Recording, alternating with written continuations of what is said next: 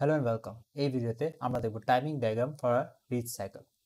Basically read operation হচ্ছে গিয়ে যখন আমার কোনো মেমরি অর আইও ডিভাইস থেকে আমি ডেটা রিড করি into the CPU. So data direction থাকে from memory or IO to the CPU.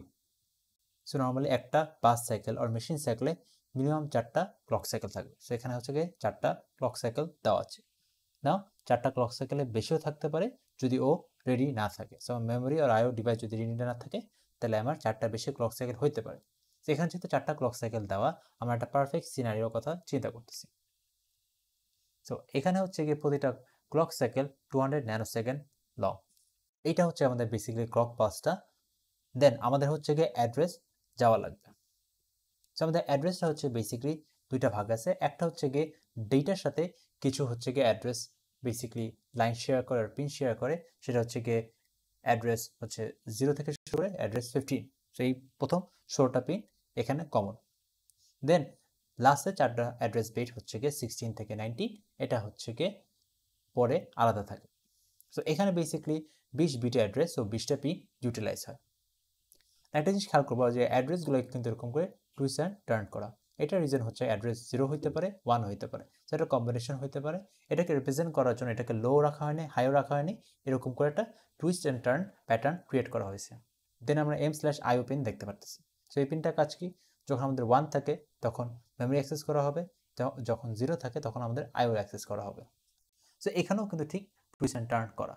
Reason being যে আমি জানি না যে আমি মেমোরির সাথে কমিউনিকেট করতেছি আর আমি আইওর সাথে কমিউনিকেট করতেছি। অ্যাজ এ রেজাল্ট আমার এখানে টুইস্ট অ্যান্ড টার্ন করা। তারপর আসছে আমার ALE। ALE হচ্ছে গিয়ে অ্যাড্রেস ল্যাচ এনেবল। তার মানে হচ্ছে যখন এটা 1 থাকে তখন আমি অ্যাড্রেস পাঠাচ্ছি, যখন এটা 0 থাকে তখন হচ্ছে গিয়ে অ্যাড্রেস পাঠাচ্ছি না। সো আমরা জানি যে আমাদের T1-এ কিন্তু আমাদের অ্যাড্রেস পাঠানো লাগে। সো আমরা হচ্ছে গিয়ে এই জন্য T1-এ আমি আমার ALE হাই করে দিলাম অথবা অন করে দিলাম অথবা অ্যাক্টিভেট করে দিলাম, অ্যান্ড দেন আমি তারপর থেকে আমি অফ করে দিচ্ছি এবং পুরোটুক T2, T3 এবং T4-এ এই পুরো টাইমটা কিন্তু ALE অফই থাকে, মানে কোনো অ্যাড্রেস যাচ্ছে না। অ্যাড্রেস জাস্ট ক্লক সাইকেল 1-এ যাচ্ছে। সো আমাদের অ্যাড্রেস পাঠাবো। অ্যাড্রেস পাঠানোর সাথে সাথে আমাদের আরেকটা জিনিস করা লাগবে। আমাদের ট্রান্সরিসিভার বলে একটা ইকুইপমেন্ট ওর একটা জিনিস থাকবে। এই ট্রান্সরিসিভার হচ্ছে কি বেসিক্যালি আ ব্রিজ বিটুইন আমার মেমোরি আর IO and my microprocessor. So এই ট্রান্সরিসিভারটা যখন 1 থাকে তখন বেসিক্যালি ডেটা ট্রান্সমিট করে। যখন ট্রান্সরিসিভারটা 0 হয়ে যায় তার মানে হচ্ছে ট্রান্সরিসিভারটা ডেটা রিড করতে হেল্প করবে। সো আমার ট্রান্সরিসিভারটা কিন্তু বেসিক্যালি ডেটার জন্য একটা ব্রিজ হিসেবে কাজ করে, not the address. So just ও ডেটা আদান প্রদানে হেল্প করবে। আমি দেখতে পাচ্ছি এখানে কিন্তু একদম ক্লক সাইকেল 1-এ আমার ট্রান্সরিসিভারটাকে 0 করে দেওয়া হলো। তার মানে আমি ওকে বলে দিলাম যে তুমি ডেটা রিডের জন্য রেডি থাকো। নাও এখনও কিন্তু আমাদের ডেটা রিড শুরু হয়নি। আমরা যদি ক্লক সাইকেল 2-র দিকে যাই তারপর আমরা দেখব যে আমাদের এই যে RD পিনটা আছে, which is basically for reading. So এটাকে 0 করে দাও। সো RD পিনের কাজটা কি? RD পিনের কাজ হচ্ছে রিড করা এবং it's an active low pin.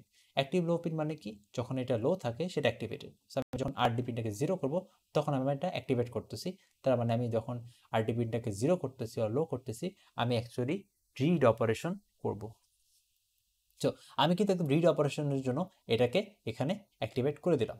So এখন কোয়েশ্চেন আসতে পারে যে আমি এখানেও রিড অপারেশন অ্যাক্টিভেট করলাম ক্লক সাইকেল 1-এ DTR পিনটাকে, আবার এখানে RD পিনটাকেও কিন্তু অ্যাক্টিভেট করলাম। সো দুইটার মধ্যে পার্থক্যটা কি?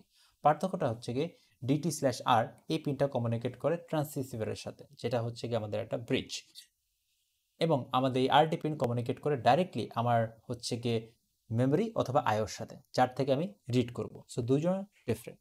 সো আমি যখন এই RD পিনটাকে 0 করে দিলাম তখনও কিন্তু আমি রিড অপারেশন স্টার্ট করিনি। সো এরপরে আমরা দেখবো যে একটু পর আমরা কিন্তু DEN এটাকেও কিন্তু আমি হচ্ছে গিয়ে লো করে দিচ্ছি। সো এই পিনের কাজটা কি?